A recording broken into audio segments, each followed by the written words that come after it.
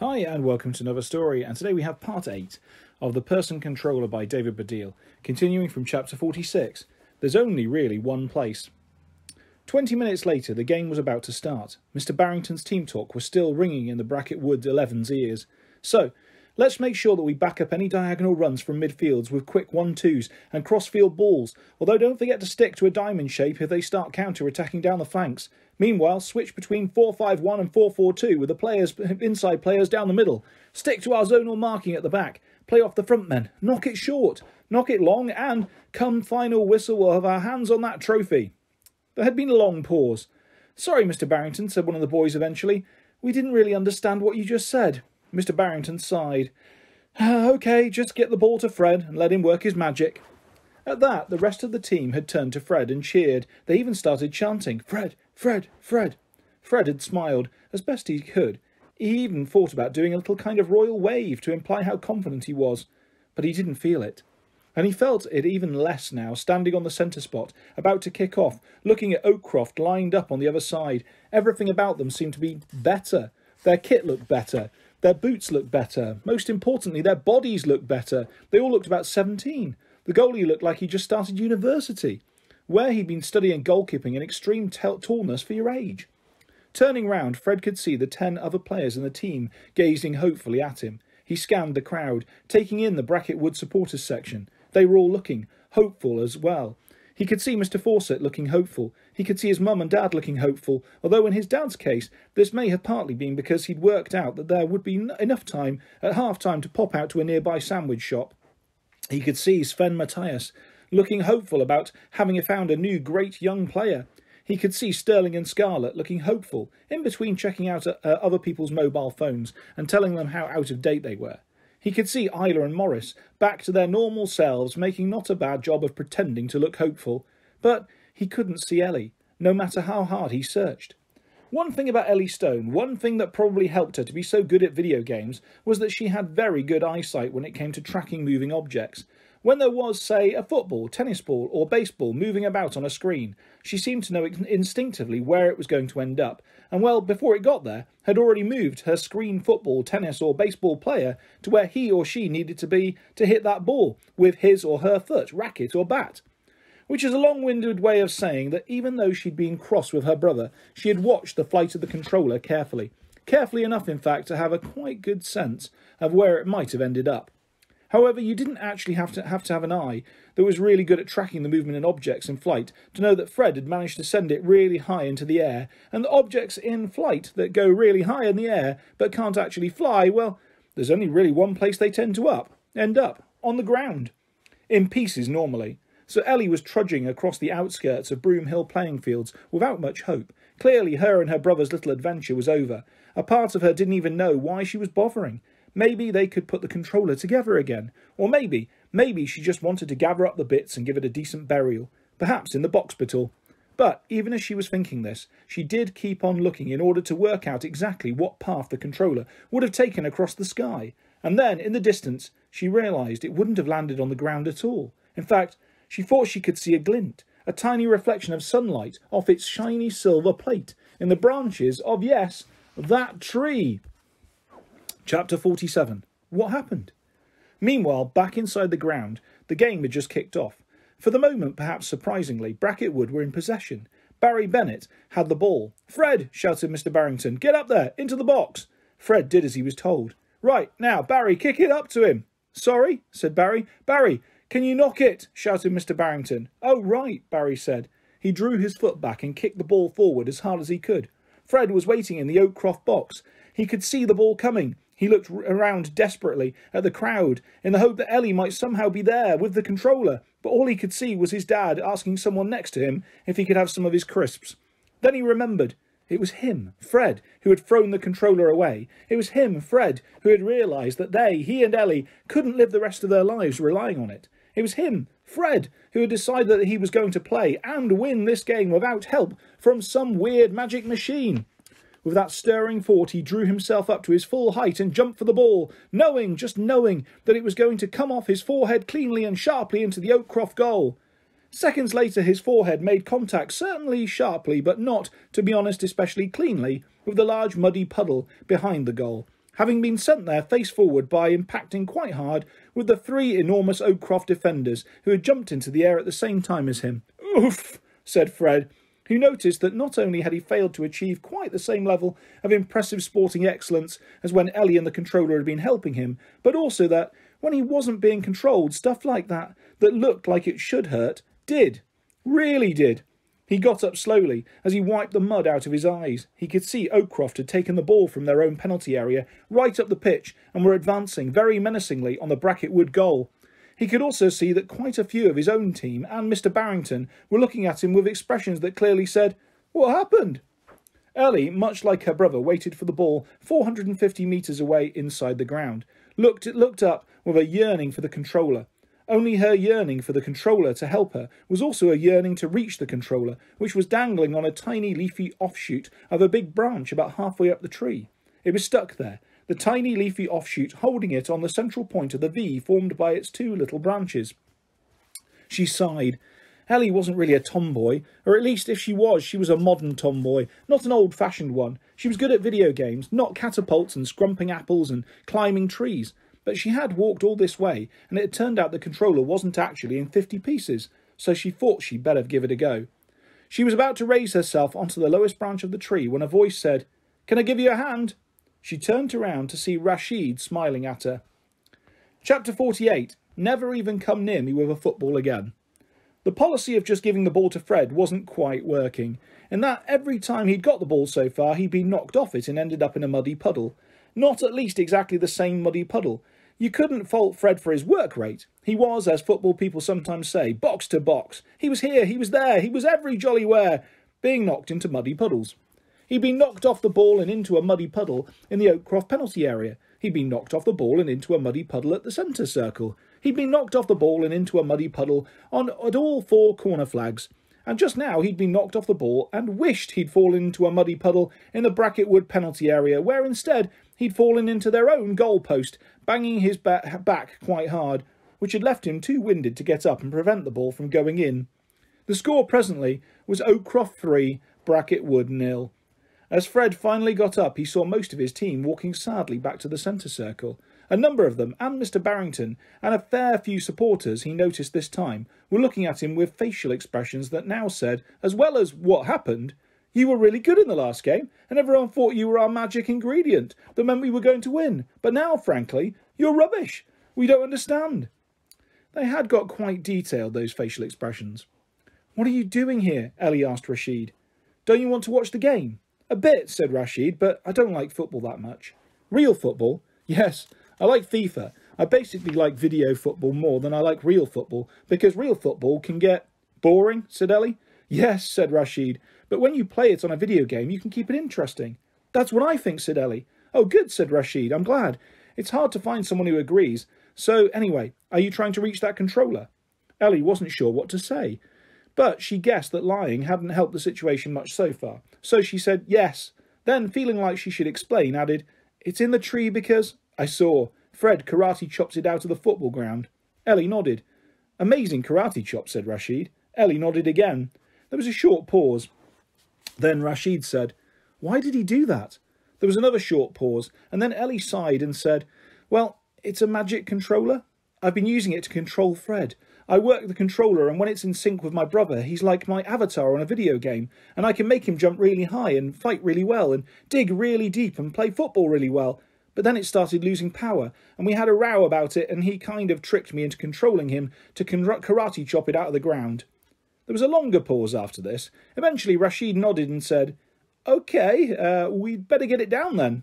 At half-time, with the score now at 4-0, the mood in the Bracket Wood changing room was not good. The players were all sitting on the benches, looking down at their boots. Pradgett, who was really too small to be in goal, his nickname was the Cat, not because he was good at leaping and jumping, but because his dad was a vet and he sometimes smelt. Therefore, a mix of fur, cat wee and whiskers, looked particularly depressed. "So, shall we stick to the game plan for the second half, Mr. Barrington?" said Barry Bennett after a bit. Mr. Barrington, who had been very quiet and not actually doing what managers tend to do in this situation, which is shout very loudly at the team about how it's been a disgrace, shrugged his shoulders and just looked at Fred. "What do you think, Fred?" he said. "Should we stick to the plan, or should we change it?" Mr. Barrington leant in towards him. "Should I, in fact, take you off?" Fred held Mr. Barrington's gaze. The teacher's eyes behind his glasses were huge and sad. Fred became aware that everyone else in the room was also looking at him. As it happened, the last thing Fred had seen before Mr. Barrington's huge and sad eyes was the even sadder sight as he trudged off the pitch at half-time as Sven Mathias heading for the exit. So he wanted to say, "Yes, please, take me off and never pick me again, never come near me with a football again, never even say the word football near me again." But suddenly, as he thought about saying these things, he realised he might cry. And so, because he didn't want to cry in front of the whole team, he didn't say anything.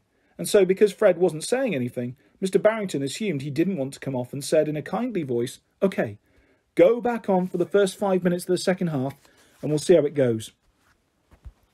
Chapter 49. Like this one. "So, does it still work?" said Rashid. Ellie brushed the last few leaves and a small crumbling piece of bark from her front before answering. It hadn't been an easy climb, but it had been quite exciting, partly because it just was quite exciting climbing a tree, but also because she'd been doing it with Rashid. He'd been pretty good at climbing, but even better at helping her from the ground, getting down on all fours to give her a step up in the first place, directing her to knots and footholds she couldn't see, and once she'd rescued the controller, holding out his arms for her to jump into on the way down. "Come on," he'd said, "I'll catch you." "It'll hurt you," she said. "I think it'll be okay." So she had jumped from the lowest branch. It had hurt him a bit, she thought. He did say, "Ow!" But that was maybe only because she was holding the controller and one of its handles had hit him on the nose. Then there had been a kind of embarrassing moment where she just stayed in his arms for 2 seconds before they'd separated, standing about a metre apart and not saying anything. Then they caught each other's eye and laughed. And then Rashid had asked the question about how the controller worked. "I don't know," replied Ellie, looking at it doubtfully. It was covered in tree dust and the blue light was pulsing as weakly as she'd ever seen it. "I can't tell unless I sync it with the person wearing the bracelet."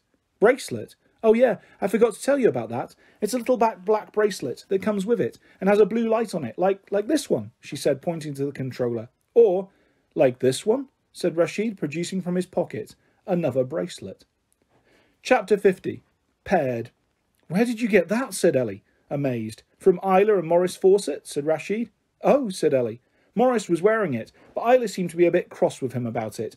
"Why are you still wearing that stupid thing? It just reminds me of how we got our butts kicked again," she kept on saying to him. I didn't really know what she was talking about. Ellie shook her head as if she didn't either.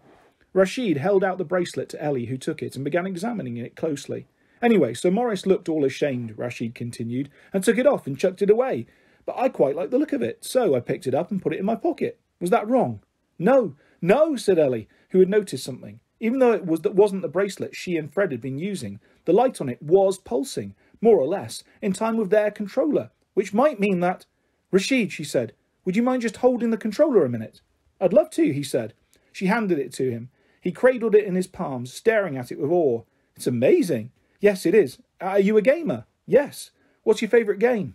"Oh, all the usual ones, but also... there's a really obscure one I love that my dad bought for me. It's Japanese, Gravity Rush. You fly about in it and have lots of adventures." Ellie nodded. "Sounds great. Can you hold it up?" "The controller," she said. "Hold it up?" "Yes, above your head." "Like this," he said, doing so. "Yes." Ellie put the bracelet on and held up her arm to touch its light to the lights of the controller. Immediately, the blue lights started pulsing exactly in time with each other. "Wow," said Rashid, looking up. "Does that mean we're paired?" "Yes," said Ellie, "paired." Rashid thought for a moment. "Can I make you do stuff? Video game stuff?" Yes, I suppose, but normally I do all the controlling. I haven't really had a chance to feel what it would be like to jump up buildings or be amazing at karate or anything. Fred got to do all that." "Well, that's not fair," said Rashid, placing his palm flat down on all the controller's dual buttons at once. Chapter 51. Gravity Rush. "Whoa!" shouted Ellie as she rose up into the air. "What are you doing?" "Making you fly, like in Gravity Rush." "How did you know you were meant to think about a particular game when you do it?" She said each word, a bit louder than the last, and she was floating higher and higher each time she spoke. "I guessed," he shouted up at her. "Okay," she shouted back, "but we can't do this for long. The power's running out." "Sorry," he said, "I can't hear you." "I said the power's running out." She never quite got the T of out, because Rashid flipped the control stick around and she began twirling, looping the loop above the top of the tree they had just climbed. She looped the loop, and then she zigzagged, and then she dived, and then she rose again, and then she swerved to the left, and then to the right, and then back around the tree, and then she just hovered in the air for a while. Looking down, she could see quite a long way away Rashid smiling. He waved at her, and Ellie, who didn't often do this, let go of all her cares. She stuck her arms out, and as Rashid threw the control stick forward, she flew. She flew. A bit later, after he'd expertly brought Ellie down to the ground, and they'd been walking back towards the football pitch, Rashid, who was still holding the controller, said, "It's incredible. Does it do anything else?" Well, replied Ellie, you can use it to change the way someone looks, make them have different hair and features and stuff. You can make the person wearing the bracelet look..."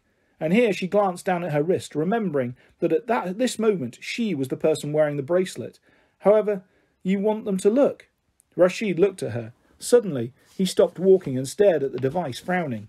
Ellie stopped too and braced herself. She was pretty sure she knew what he was going to do next. But he just handed the controller back to her and said, "Why would anyone want to do that?" and ran off towards the football ground. Ellie paused for a second, then looked down at the controller. She was holding it upside down.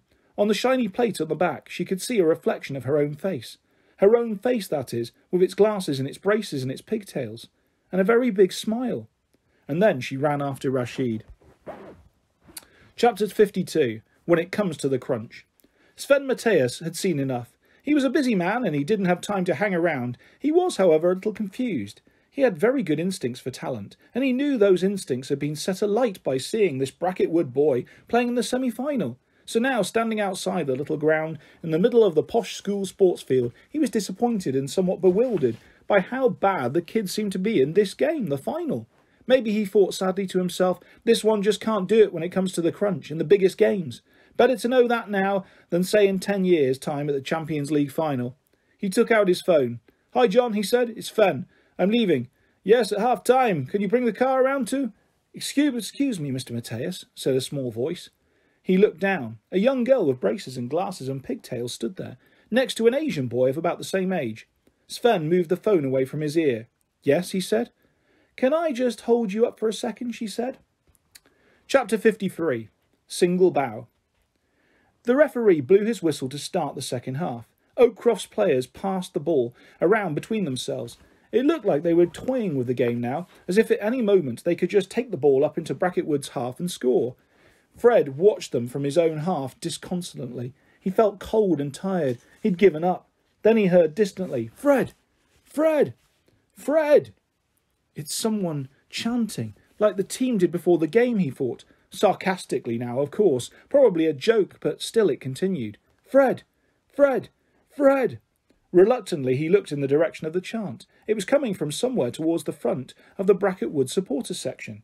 What he saw surprised him. His mum and his dad were chanting it and pointing. Rashid was chanting it and pointing. Then Fred realised that they weren't chanting. They were just trying to attract his attention. He realised this because of who they were pointing at. Ellie, who was also shouting his name and holding up the controller. "Fred!" she was shouting. "Fred, I found it!" She twisted the control stick and pressed the buttons as she shouted. Rashid and Eric and Janine were all giving a big thumbs up. Fred felt the surge of power from the controller rush through him. He just had time to return the thumbs up before speeding towards the ball. The Oakcroft players were still casually knocking it about. One of them saw Fred coming and laughed. Others got ready to deposit him, as usual, in the mud. But Fred took the ball away from them effortlessly. He flicked it off the boot of the player in possession, and then dodged left, then right, evading every challenge. And then he ran on goal. The enormous keeper came out smirking, but soon stopped smirking as Fred shot early, chipping the ball over his head and over his too late outstretched hands into the net. The Bracket Wood fans, who had gone very quiet, and stayed very quiet for a long time, burst into cheers. Fred hardly heard them because he was doing that thing that footballers sometimes do, of picking the ball out of the opposing net and rushing back to the centre circle in order to get on with the game. He scored 3 more goals, each better than the last. He scored one with his right foot, one with his left, one with his head, and one with an incredible overhead kick. Whoosh! He did volleys and backheels and 360-degree turns and dragbacks and step-overs and zigzags and a new move that there wasn't a name for, but which involved flicking the ball with the back of his heel onto the top of his head and then bouncing on his head over and over again while running down the wing. There was one weird moment when his shoelaces came undone. Fred thought this was strange, as his shoelaces hadn't come undone before when he was being controlled by the controller, so he ran over to Ellie to tie them up. But as his sister went to bend down, Janine suddenly stood in front of her and said, "Excuse me, I've got this," and tied his laces in a very tight single bow that didn't come undone for the rest of the game, but also wasn't too bulky, which allowed Fred to continue with his incredible performance. By the end, the Bracketwood supporters were all chanting, "Fred! Fred! Fred!" completely unsarcastically. But even all Fred's best efforts only meant that the score was 4-4, a draw, so the game went to penalties, which was worrying, as obviously Fred wasn't the only one who was going to take them. But what Fred's performance had also done was inspire his teammates. They'd watched him raise his game. They'd raised theirs too, passing and moving and supporting each other, and doing their very best as a team. Fred was the spearhead, but the rest of the team were the spear. So when it came to it, the players, Barry, Lucas, Taj and Jake, who took the first 4 penalties, put their heads down, hit the ball as hard as they could, and scored. Unfortunately for them, so did the first 4 Oakcroft players. But the wind had changed in Bracketwood's favour. The pressure was all on the Oakcroft player, as he came up to take the 5th penalty.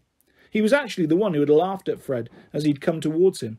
He was also the one who had said, "Oh my giddy aunt, Bracketwood must be pretty desperate." But it was he who looked pretty desperate now. He ran tentatively towards the ball and kicked. It was on target. It was heading for the top corner, but then Prodgett moved. That proved that his nickname wasn't just because he sometimes smelt of fur, catwee and whiskers. No, he leapt like a tiger across the face of the goal, stretching out his hand to knock the ball over the bar, which made the penalty shootout score so far Oakcroft 4, Bracketwood 4, and 1 penalty to go. The referee put the ball down on the spot, and Fred came forward. Chapter 54. Watch Out.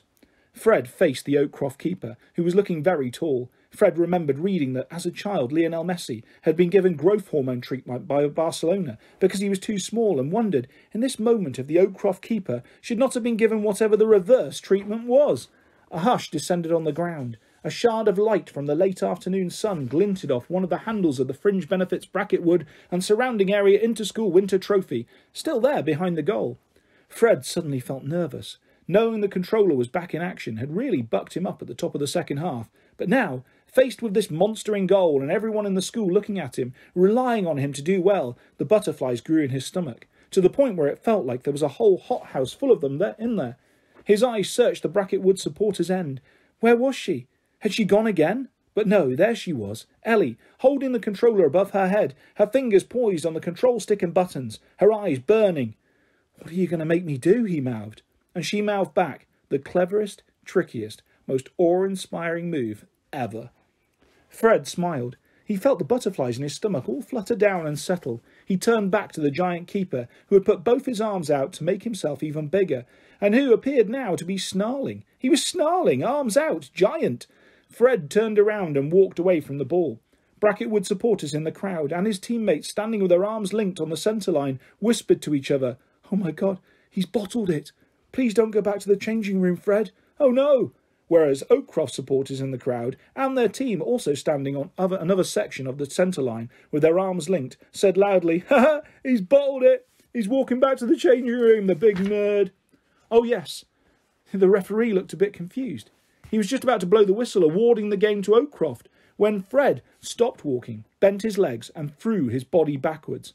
"Backflip," shouted the Bracketwood supporters. Yes, it was. He backflipped not once, not twice, but 3 times, throwing the Oakcroft keeper, who had been smirking in derision at Fred's retreating back, into confusion. He looked away towards his teammates, which was a mistake, as that was the point during Fred's last backflip that he twirled in the air to face forward, brought his right foot back and then swung it hard towards the ball, landing and connecting at the same time. "Oi! Don't look at this! Don't look at us! Look at the ball! Watch out!" These were just some of the things shouted at the keeper by the Oakcroft contingent. But even if he hadn't been looking the wrong way, the keeper probably wouldn't have got the ball in time because the momentum of 3 backflips coming through Fred's right foot sent it hard, fast and direct into the back of the net. Chapter 55. 110%. The whole of the bracket wood end erupted. Fred could see them jumping up and down like they were all on individual trampolines. It was the last thing he saw for a little while, however, because all his teammates had rushed over as soon as the ball had gone in and bombed on top of him in a happy pile. "Fred, Fred, Fred," went the chant. "Fred, Fred, Fred." Once they'd finished piling on top of him, they lifted Fred onto their shoulders and carried him towards the trophy table. The crowd came out of the little stand and formed two walls of people round the path to the table, chanting and clapping as he went past. Then he noticed, it was easier being at shoulder height to see faces, that one of the people clapping and chanting was Mr. Mateus, he said. "Hello, Fred. Great game. I'm going to be in touch." Fred thought his soul was going to burst with joy, but I thought you left at half-time. Sven smiled. "I was going to, but I didn't. Thank your sister."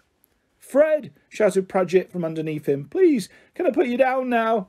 "Oh, sorry, Pradgett. Yes," said Fred.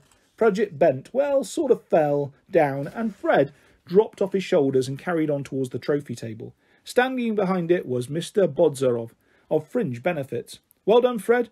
That is your name, isn't it?" said Mr. Bodzarov, shaking his hand. Fred nodded. "I thought so. You played very well. Some of your moves reminded me of the great Hristo Stoichkov. Of course, you won't have heard of him. Played for Bulgaria between 1986 and 1999. Mr. Bodzarov looked amazed. He's in my FIFA all-time 11, said Fred.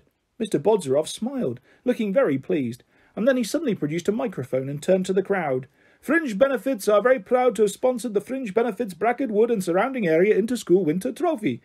And just as both teams gave 110%, we at Fringe Benefits give 20% off all haircuts, not including blow-dry, before 5 p.m. Monday to Friday, cash payments only.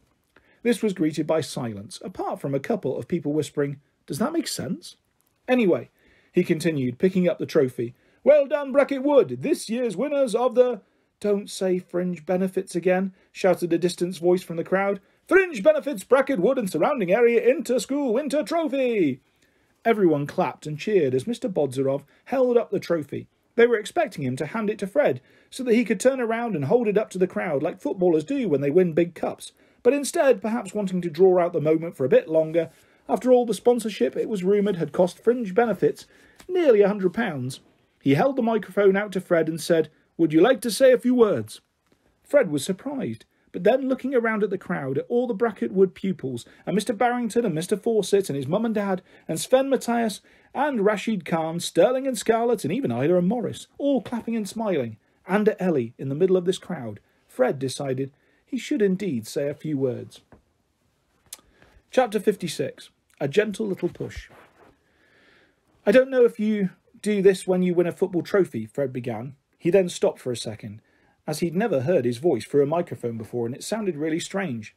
Is that what my voice sounds like? Everyone nodded. Weird. Anyway, I've seen it done when people win an award, like an Oscar and stuff, and they thank people. Other people, I mean. The people who've helped them get where they are. Sometimes they thank God, don't they? Anyway, I'd like to do that. Thank God, said Eric. No, thank God, said Eric. Thought he'd gone mad. I'd like to thank, well, you two. To start with, my mum and dad, Eric and Janine Stone. There was a ripple of applause. Eric and Janine beamed. When people get an award, they often thank their mum and dad, don't they? And they say for always believing in me, when the rest of the world didn't or something. I don't really know how much my mum and dad believe in me. I think what my dad believes in mainly is bacon sandwiches, and what my mum believes in mainly is cash in the attic. Eric and Janine stopped beaming. But it doesn't matter, because that's who they are and I love them. And they've come here now to support me, and that's great. Everyone clapped. Eric and Janine went back to beaming. I'd also like to thank Mr. Barrington. Mr. Barrington beamed. Even though he didn't believe in me much either, he only put me in the team for the first time in the last game, and he nearly took me off at half-time in this one. Mr. Barrington stopped beaming. But still, another manager wouldn't have put me in the team at all, and he's really nice. Everyone clapped, and Mr. Barrington went back to beaming. I'd also like to thank for helping me in lots of ways, especially techno ones, from years 2 and 3, Scarlett and Sterling. Everyone clapped. You can call us iBabies, shouted Scarlett. Yes, thought Sterling, we like it. Although I was going to suggest iBabies OX 10.4 as, like an upgrade. Luckily, the applause covered up whatever else Sterling went on to say. Meanwhile, Fred realised his speech was starting to go on a bit, and he was also possibly not the speech he thought he was going to make, so he decided to hurry it up. And I'd also like to thank my teammates and Oakcroft and even Isla and Morris Fawcett, despite them being the school bullies. Are you? Said Mr. Fawcett, looking at them sharply. who have tried to beat me up lots of times, including just now when I was on my way here." "Did you?" said Mr. Fawcett, his sharpness becoming even sharper. "But if it wasn't for them, I wouldn't have got good at football, because it was them who knocked the computer over in the first place. And well, it's a long story, but I think I'm going to tell it, because it brings me to the person I most want to thank." He looked up and found her in the crowd. "My sister Ellie," he said, "and here's why." He was about to launch into it, to tell the whole thing to everybody, when he saw that she was mouthing, "No." "Why not?" he mouthed back. "I want to. I want everyone to know that you're the one, that you're the genius, basically, and that I didn't do it all by myself." Ellie smiled. Her eyes were moist. "No, you did. You did it all by yourself," she mouthed. "What do you mean?" She held up the controller. Fred squinted at it. "It's run out of power," she mouthed. "Or rather, it ran out of power, before I even came back to the ground, before the start of the second half." "Huh?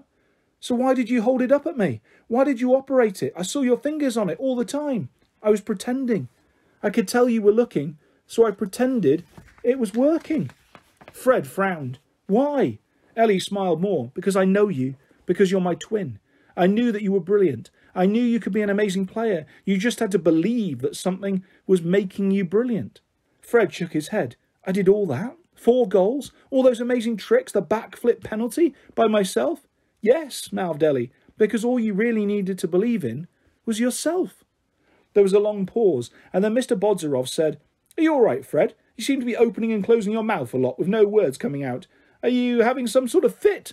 Fred shook himself out of the trance all that mouthing had put him in. "No, I'm fine." He turned back to the crowd. "That's it, really. Ellie. I'd like to thank Ellie just for being such a brilliant sister. Come up here, please." Ellie looked like she didn't really want to. She wasn't entirely sure about going up there and lifting the trophy with him and sharing the moment. But then Rashid, who was standing next to her, gave her a gentle little push. Sometimes that's all we need. Part 4. Bonus. What happened to everybody afterwards? Like at the end of a film, you know, or the cutscenes after the credits on a game. Sven Matthias is on the lookout for new players, so watch out for him if you're playing, even in the park or at school. Derek White and his family have moved to Lapland and taken all their Christmas lights despite the fact that there is nowhere to plug them in an igloo. Mr. Barrington has decided to try contact lenses.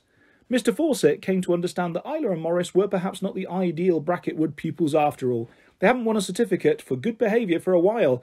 Having said that, they haven't bullied anyone for a while either. They may have learnt their lesson. Pradgett no longer sometimes smells of fur, cat wee and whiskers because his dad took early retirement. Sterling and Scarlett are still not quite in Year 5, so still not quite able to deploy their techno-knowledge as they would like to. However, their mum has decided that their stepdad will no longer cut their hair. Mr. Bodzarov is okay with this, as since Fringe Benefits sponsorship of the Fringe Benefits Bracket Wood and surrounding area Interschool Winter Trophy, business is booming. He has recently opened a new sister shop to Fringe Benefits called Hair Today, Gone Today, also. Eric has given up bacon sandwiches, and he's on a new diet. It's called the Full English Breakfast Diet. You eat full English breakfast for every meal, but with no toast, and sweeteners instead of sugar in your tea. And Janine no longer watches TV all day. She now records daytime TV and watches it at night. Margaret Scratcher is exactly the same. Fred went on to have a trial for Chelsea, in which he played really well. He's now in their junior squad. And Ellie, meanwhile, is designing her own computer games. Rashid is helping her. That's it, isn't it? Everybody important? So anyway, thanks for reading it, and sorry, can you hear something? Someone saying sounds like, "Shut me down! You forgot to shut me down! I'm still on the screen!" Strange. I can still hear it. "Look, if you shut me down, I'll get you another controller, I will, made of solid gold that you can make the person you're controlling invisible and fly and run at 20,000 miles per hour, and this one will last forever." Might just be the wind. Chapter 57. Bonus Easter egg on Christmas Day. Janine and Eric and Margaret Scratcher watched as Fred and Ellie tore open their main present. Their excited faces were lit gold, green and red by the fairy lights hanging off their little tree. In the background on the radio, Slade was singing about grandmas coming to stay and room to spare inside. "Oh, it's a new video game," said Fred, holding up a box. 4 video games, said Eric. "It's a sort of box set, all your favourites, FIFA, Street Fighter, Super Mario and Minecraft." The newest, most up-to-date versions of these games, of course, said Janine. And look, Fred, said Ellie, a new controller to go with it. Yes, said Eric. I still feel bad about sitting on that one you liked, and then the new one you had for a while. I don't know where that went. I hope this one's all right. Ellie held it up. It was a normal controller, black with green, red and blue buttons. It's lovely, she said. Thanks, Dad. So I suppose, said Eric, you want to go straight into the playroom and try it out? Don't worry. You can if you like.